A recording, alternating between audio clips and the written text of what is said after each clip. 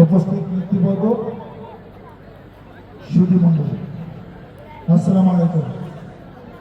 আপনারা সবাই জানেন যে আপনারা এখানে কেন এসেছেন। আজকে এখানে আমরা সবাই সমবেত হয়েছি আমাদের নাশিদুজ্জামান ফিরোজী কৃতিকে বাঁচাতে অনুদান সংগ্রহের জন্য charity concert.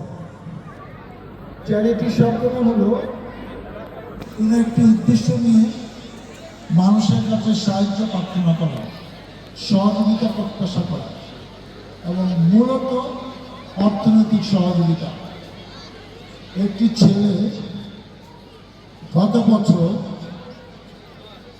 Savar business management college থেকে ইন্টারমিডিয়েট পাস করেছে, জিপিএ 4.38।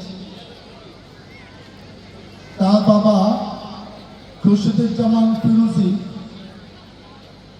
সাভার অধরচন্দ্র সরকারি উচ্চ বিদ্যালয়ে ইংরেজি বিভাগের শিক্ষক ছিলেন। শিক্ষক ছিলেন বললাম এই কারণে, উনি গত বছর 10ই জুন 2023 সালে উনি রিটায়ারমেন্ট করেছেন এবং সম্ভবত 90 সালে উনি চাকরিতে যোগদান করেছিলেন। তার দুইটি সন্তান, বড় সন্তান উপস্থিত আছেন, সেও কিছুক্ষণ পরে তার অনুভূতি প্রকাশ করবেন। একটি সড়ক দুর্ঘটনায় এই ফিরোজী স্যারের বড় সন্তানের ডান পা হারিয়েছেন। সে আমাদের সাথে আছে, একটু পরে তাকে কিছু বলতে আমরা বলবো, সে অনুভূতি প্রকাশ করবে। আর এই ছেলে, এই কৃতি হঠাৎ করে তার নভেম্বর মাসে তার ব্রেন ক্যান্সার ধরা পড়ে এবং ডিসেম্বরের 14 তারিখে সে চিকিৎসার জন্য ভারতে যায়। আপনারা জানেন যে ব্রেন ক্যান্সার অনেক ব্যয়সাকুল্য একটি চিকিৎসা এবং তার একবার অপারেশন হয়েছে, আবারও অপারেশন লাগবে, বিভিন্ন রকম কিছু ওষুধ দিতে হয়, অপারেশন করতে হয়। আমি একজন ডাক্তার, আমি জানি এগুলো প্রক্রিয়া। তার বাবা মা আমাদের কাছে আবেদন করেছে, প্রার্থনা করেছে আমরা যেন আমাদের সাধ্য অনুযায়ী তাদের পাশে দাঁড়াই, সহযোগিতার হাত বাড়িয়ে দিই। ইতিমধ্যে একটি কনসার্ট হয়েছে পৌরসভায়, সেখান থেকে কিছু টাকা কালেকশন হয়েছে। হঠাৎ করে একটি কনসার্ট হয়েছে অনেক রকম প্রস্তুতি ছাড়াই, সেখানে প্রায় 1.5 লক্ষর কাছাকাছি টাকা কালেকশন হয়েছে। পরে খুরশেদের নেতৃত্বে খুরশেদের এলাকায় আরেকটি কনসার্ট হয়েছে, যেখানে আমিও গিয়েছি। আমিও আমার 1 লক্ষ টাকা সেখানে অনুদান দিয়েছি। খুরশেদ নিজে এবং তার অনুসারী এবং আবেদন করেছে এবং সকলে মিলে সেখানে প্রায় 13 লক্ষ টাকারও বেশি সংগ্রহ হয়েছে। এটি তৃতীয় কনসার্ট। আমি জানি না আর কোনো কনসার্ট হবে কিনা, এটা তাদের পরিবার বলতে পারবে। টাকার জন্য তার চিকিৎসাটা সম্পূর্ণ করা যাচ্ছে না, অনেক টাকার ব্যাপার।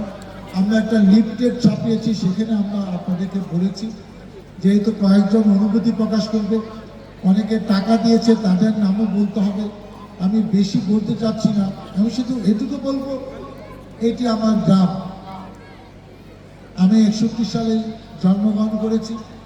এই জিরাব উচ্চ বিদ্যালয়ে আমি 72 সালে, 73 সালে, 74 সালে 5, 6, 7 ক্লাস 7 থেকে ক্যাডেট কলেজে পড়াশোনা শুরু হয়। আমি ক্লাস 7-এ অগাস্ট মাসে ক্যাডেট কলেজে চলে যাই। এটি আমার নিজের গ্রাম। এই গ্রামে এক সন্তান, আমার পিতা মরহুম দেওয়ান মোহাম্মদ ইদ্রিস সাহেব 45 বছর চেয়ারম্যান ছিলেন 1943 থেকে 1988। আমার ছোট ভাই দেওয়ান মোহাম্মদ মঈনুদ্দিন বিপ্লব 11 বছর চেয়ারম্যান ছিলেন এবং পরপর 2 বার, এবং একবার ভাইস চেয়ারম্যান ছিলেন।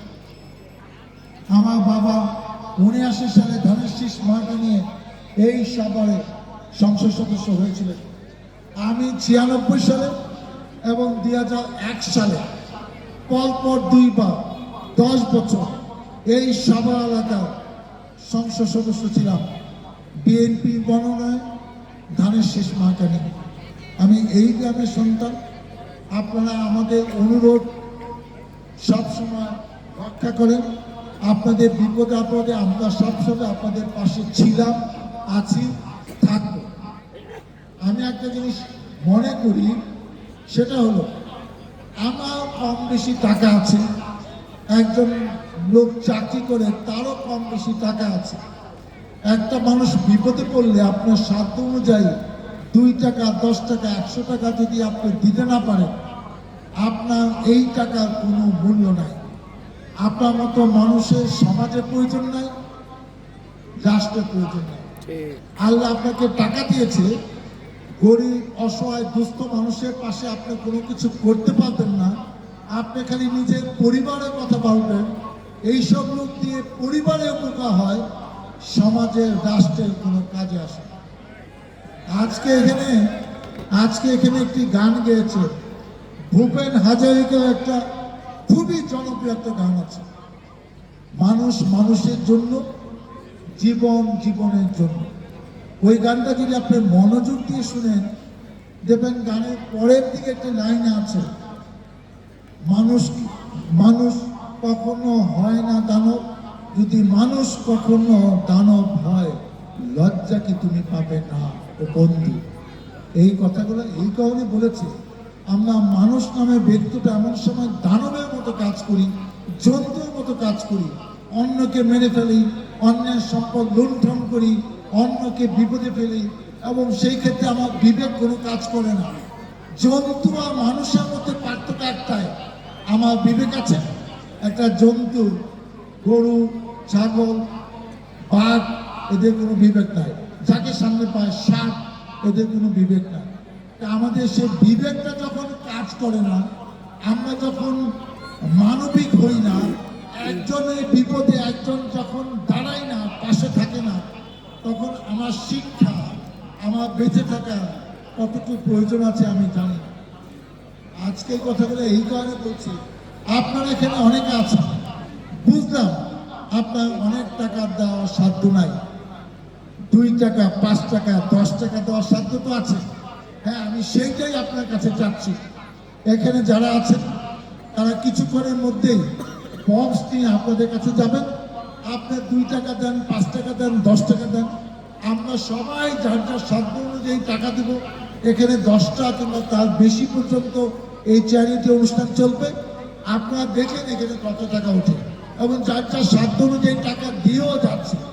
অতএব আমি বিনীতভাবে অনুরোধ করবো, আপনার কাছে আমি অনেক টাকা চাচ্ছি না, যারা বসে আছে, কিন্তু আপনার 2 টাকা, 5 টাকা, 10 টাকা দিতে পারেন না, এটা আমি মানতে রাজি না। অতএব এই গ্রামের সন্তান হিসাবে আপনারা বেশিরভাগ এখানে উপস্থিত, এই গ্রাম কিংবা আশেপাশে গ্রাম, এই এলাকা আমাদের একটা পারিবারিক ঐতিহ্য আছে। দীর্ঘদিন 43টার থেকে কম বেশি আমরা এই এলাকায়, এই ইউনিয়নে আমাদের নেতৃত্ব চলছে।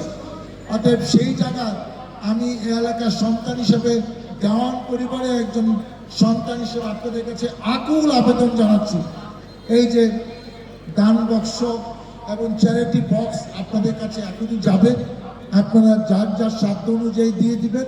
আমরা অনুষ্ঠান শেষে ঘোষণা করবো যে আপনাদের মাধ্যমে কত টাকা আমরা পেলাম। আর যারা স্বাবলম্বী, যাদেরকে আমি চিনি, তাদেরকে আমার সাধ্য অনুযায়ী আমি কিন্তু তাদেরকে রিকোয়েস্ট করেছি, ইতিমধ্যে অনেকে অনেক টাকা দিয়েছে। আমি বিনীতভাবে অনুরোধ করব, এটা আমার একটা বিনীত অনুরোধ।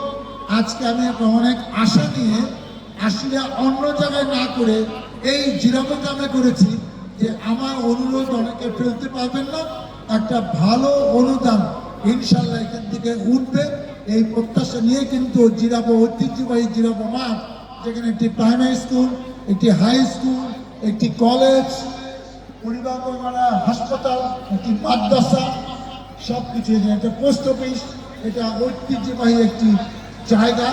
এতগুলো প্রতিষ্ঠান একসাথে মাঠের চারদিকে থাকে, এটা বাংলাদেশেও খুব কম আছে। অতএব সেই ঐতিহ্যবাহী গ্রামে আপনারা আজকে কনসার্ট দেখছেন, আপনার বিনীতভাবে অনুরোধ করি যার যার সাধ্য অনুযায়ী আপনারা সহযোগিতার হাত বাড়িয়ে দিবেন। আপনাদের টাকায় এই কৃতি সুস্থ হয়ে আমাদের মাঝে ফিরে আসবে, এই প্রত্যাশা ব্যক্ত করে আমি আমার বক্তব্য আপাতত শেষ করছি। আমি কয়েকজনের নাম বলবো, এর পথে অনুভূতি প্রকাশ করবে পৌরসভা থেকে আমাদের বিএনপি নেতা, যে তার নেতৃত্বে একটি কনসার্ট হয়েছিল তার এলাকায় খুরশেদ। আমার ঘোষণা পরে খুরশেদকে আমি মঞ্চে আসতে অনুরোধ করব। আমি 8 মিনিটে ঘোষণাটা দিয়ে দিচ্ছি। আমার কাছে আরও কিছু টাকা সংগ্রহ হয়েছে, সেই টাকাগুলো আমি বলছি। আব্দুল হাই সভাপতি আমাদের বিএনপি ইয়াপ্রেমের 50,000 টাকা। দেলোয়ার সরকার সেক্রেটারি 50,000 টাকা। মনির হোসেন মোল্লা 50,000 টাকা। এগুলা কিন্তু আপনি ভাইবেন যে আমি ঘোষণা দিচ্ছি, এগুলো আমাদের হাতে টাকাটা আছে। দুলাল মি 20,000 টাকা। কিসমত সরকার 50,000 টাকা। এমারত 20,000 টাকা। আশকর দেওয়ান 50,000 টাকা। তরিক দেওয়ান 25,000 টাকা। নুরুল ইসলাম 25,000 টাকা। টাইগার গ্রুপ জাকিরের নেতৃত্বে 1 লক্ষ টাকা। আলিম মন্ডল 50,000 টাকা। নূর মোহাম্মদ 50,000 টাকা। হানিফ পলান 50,000 টাকা। নুরুল নিসুদ্দুপ 20,000 টাকা। আহসানুল্লাহ জামগড়া 10,000 টাকা। জাহিদ হাসান বিকাশ 50,000 টাকা। আবুল কালাম নিসুদ্দুপ 10,000 টাকা। জয়নুল নিসুদ্দুপ 20,000 টাকা। রশিদ পলা নরসিংহপুর 20,000 টাকা। আনোয়ার নিসুদ্দুপুর 10,000 টাকা। সেকেন্দার সরকার বুড়িপাড়া 50,000 টাকা। মধু 10,000 টাকা। সেলিম গ্রুপ জিরাব 10,000 টাকা। মজুলক জিরাব সরি মধু 20,000 টাকা দিয়েছে। ফজলক জিরাব দেওয়ান জিরাব 5,000 টাকা। কালাম মাব্র নরসিংপুর 5,000 টাকা। বাদশাহ মন্ডল নিসিন্দুপুর 10,000 টাকা। ইসা জাহাঙ্গীরি 10,000 টাকা। পারেক ভাইয়ের ছেলে আবুল বাসার 10,000 টাকা। রোস্তমের বোন নাসরিন আক্তার 5,000 টাকা। জাহিদ হোসেন বিকাশের ছেলেপেলেরা তারা দিয়েছে 1,56,000 টাকা। সব মিলে আমি যা ঘোষণা করলাম 10,31,000। আগে ঘোষণা করেছি 2,75,000। সব মিলে 13,06,000 টাকা আমাদের হাতে ইতিমধ্যে সংগৃহীত হয়েছে। খুশি আসো।